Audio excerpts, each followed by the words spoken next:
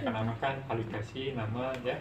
Setelah itu kita perkenalan diri, terus penjelasan tentang pemeriksaan dada dan paru, tujuannya untuk apa gitu ya, untuk melihat kondisi-kondisi normal dan abnormalnya sistem pernapasan ya, mulai dari proses pernapasannya, bentuk dada dan lain sebagainya. Setelah itu kontrak waktu kurang lebih 5 sampai dengan 10 menit ya, tindakan untuk pemeriksaan paru ya. Terus kita mulai untuk pemeriksaan paru itu tuh ada 4 cara. Yang pertama inspeksi, palpasi, perkusi, dan auskultasi ya. Yang pertama kita lakukan inspeksi terlebih dahulu ya. Oke, setelah interaksi kita jaga privasi pasien dan kita lakukan inspeksi. Inspeksi yang pertama kita lihat, dibuka maskernya mas. Nih. Ya. Inspeksi yang pertama kita lihat itu adalah cara bernafas pasien gitu ya. Dari sini kita bisa melihat bahwasanya pernapasan pasien normal atau tidak, dia ada diaforesis atau tidak, berkeringat atau distres pernapasan. Di situ ada ya, sudah dibaca belum? Ya, ya kalau belum nanti bingung ya. Oke, distres pernapasan. Kita lihat bentuk dadanya ya. Oke, tegak, tidak apa-apa.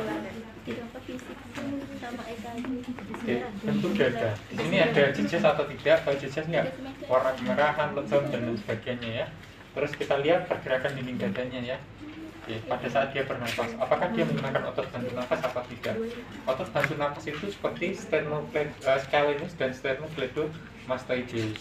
Ya, itu adalah kondisi abnormal ketika seseorang itu bernapas dengan menggunakan otot bantu nafas. Kita normal, ya nggak ada otot-otot yang muncul di dada kita ya.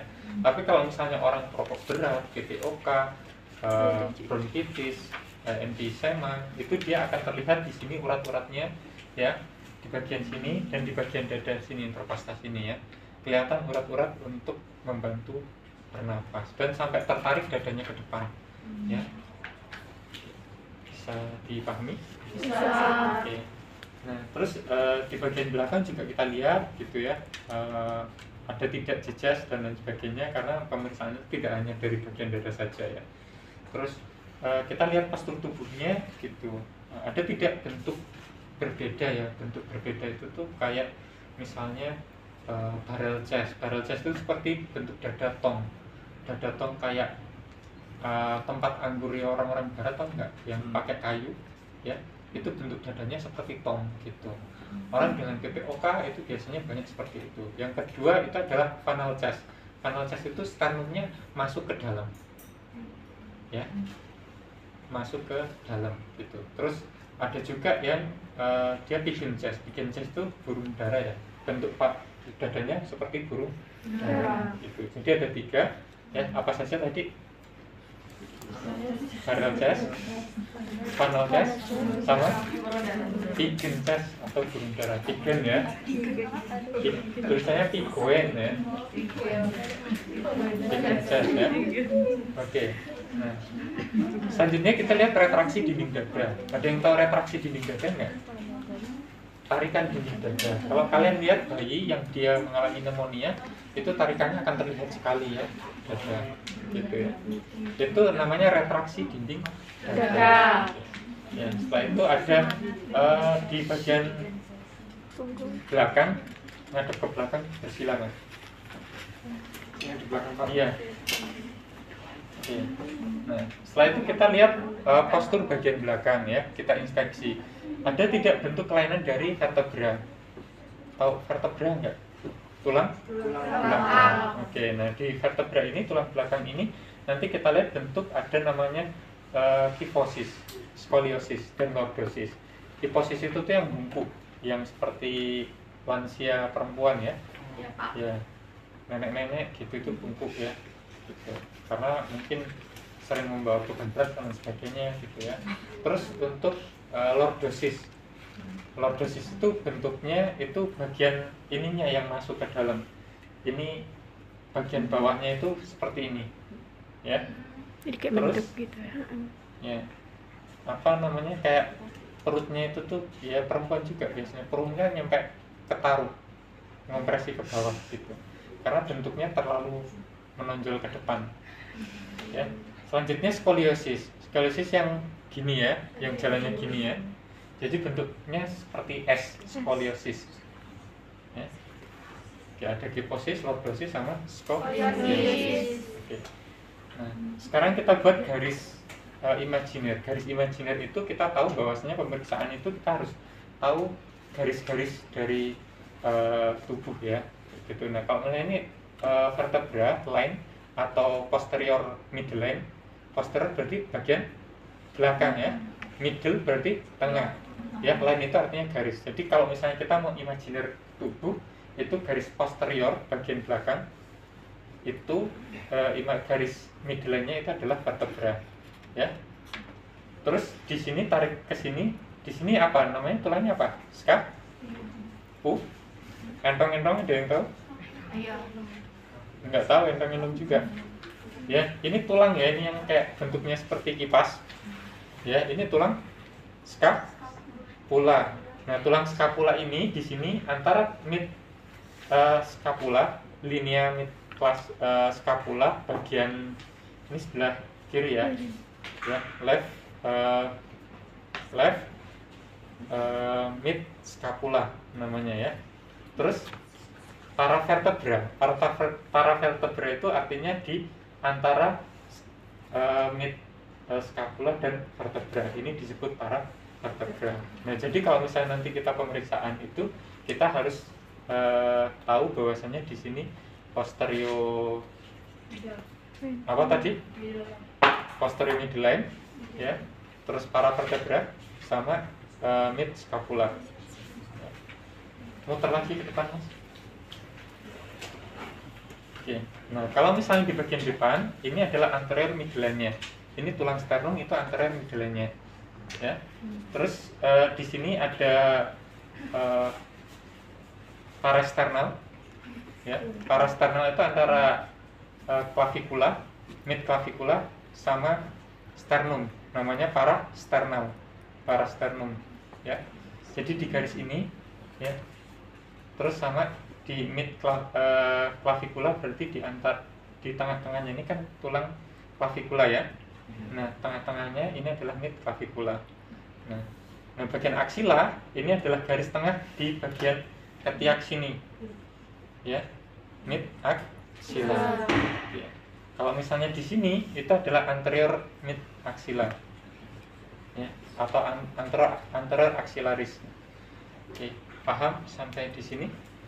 Paham. Setelah inspeksi kita lakukan palpasi. Oke, kita lakukan palpasi. Pasien disuruh untuk menarik napas.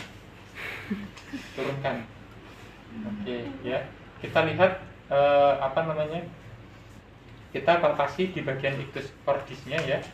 Pernapasannya ya. Di bagian sini ini adalah mid clavikula, tengahnya interkosta kelima, 1 2 3 4, 5 di sini. Nah, di sini ada ictus cordis. Ictus cordis itu adalah detak jantung ya, yang paling teraba di sini ya.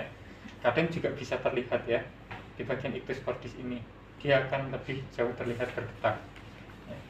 Oke, terus balik lagi ke belakang. Harusnya kalau misalnya pas pemeriksaan jangan di bed ya, tapi di kursi, itu lebih mudah untuk penjelasannya. Oke. Nah, setelah itu kita melihat pernapasannya, dia pergerakan dinding dadanya sama atau tidak dengan menempelkan tangan di belakang punggung seperti ini. Pasien disuruh menarik napas dan hembuskan. Tarik napas, oke, hembuskan. Yang kuat aja Mas. Tarik, hembuskan. Oke, tarik napas, keluarkan lewat mulut, hembuskan. Oke. Nah, kita lihat pergerakan dinding dadanya kanan dan kiri, sama atau tidak. Setelah itu kita pegang lagi untuk melihat fibrilasi atau getaran dari dada atau traktil fremitus. Ya, pasien disuruh meminta untuk menyebutkan 77, Mas. 77. Nah, di sini ada getaran ya. Ketika kalian ngomong kan pasti gerasa dadanya bergetar ya. Kita rasakan kanan dan kiri sama enggak getarannya? Ya. Oke. Paham sampai di sini? Paham. Oke. Nah, palpasi juga kita harus raba, ada tidak jejas, ada tidak nyeri tekan ya di bagian punggung dan bagian dada. Balik lagi ke depan, Mas. Oke. Nah, di sini tidak ada jejas ya. Kulit juga dicatat tidak ada kemerahan dan lain sebagainya ya. Oke. Setelah itu kita pasien disuruh untuk rebahan dulu, tiduran langsung nggak apa-apa. Posisinya senyaman mungkin, boleh seperti ini 30 derajat ataupun supine juga nggak apa-apa ya. Oke. Nah, setelah itu kita lakukan perkusi ya. Perkusi untuk melihat suara dada, suara pernapasan. Suara pernapasan itu kalau untuk perkusi itu ada 3 ya. Resonan, hiperresonan, dan Dalmes ya. Resonan itu bunyinya seperti ini ya. Kedengaran nggak? Iya. Ya. Oke.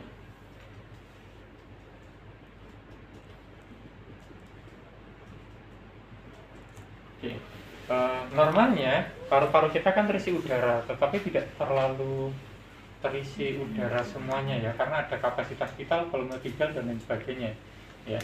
Jadi kalau misalnya ada pasien dengan pneumotorak atau tensi pneumotorak, masih ingat nggak tensi pneumotorak itu apa? Ada yang ingat? Waktu SD, tensi pneumotorak itu apa? Pneumotorak? Lupa? Pernah nggak saya ngomong tentang pneumotorak? Artinya apa pneumotorak itu? Isinya apa pneumotorak? Ya? Ketahuan banget ya, nggak pernah dibaca lagi bukunya. Ya, jangan kayak gitu. Adanya udara di pleura ya. Oke, jadi suaranya itu tuh nanti akan hiperresonan. Suaranya akan bunyinya seperti kalau diketuk bunyinya dung dung dung gitu. Dung dung dung. Kalau misalnya normal paru-paru bunyinya duk duk duk gitu ya.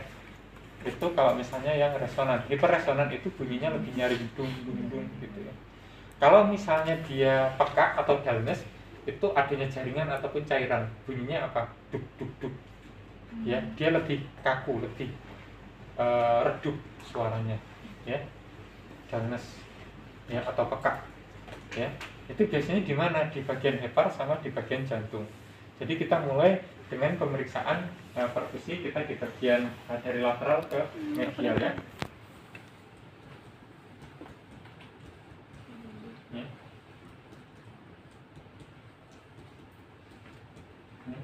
Dari sonor ke redup ya.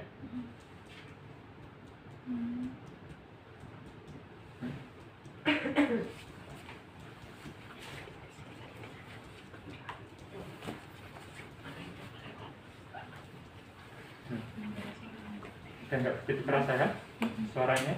Nah di sini adalah bagian hati ya. Ini bagian hati ya, di bawah sini ya. Kita pindah ke sini. Jadi kita harus tahu garisnya, mana di bagian heparnya, mana di bagian paru-parunya ya. Pasien dengan misalnya alkoholik, hepatitis dan sebagainya, ini akan ada pembesaran di bagian heparnya ya. Terus selanjutnya kita bagian Ini tanganku. kiri Ini kepancet, mau kepancet kembali. Biarin dulu. ya. Jadi sonor atau resonan keredup, resonan keredup ya. Kenapa keredup? Karena di sini bagian jantungnya ya, bagian jantung di belakang sternum Kenapa ya, kembali? di parasternalnya.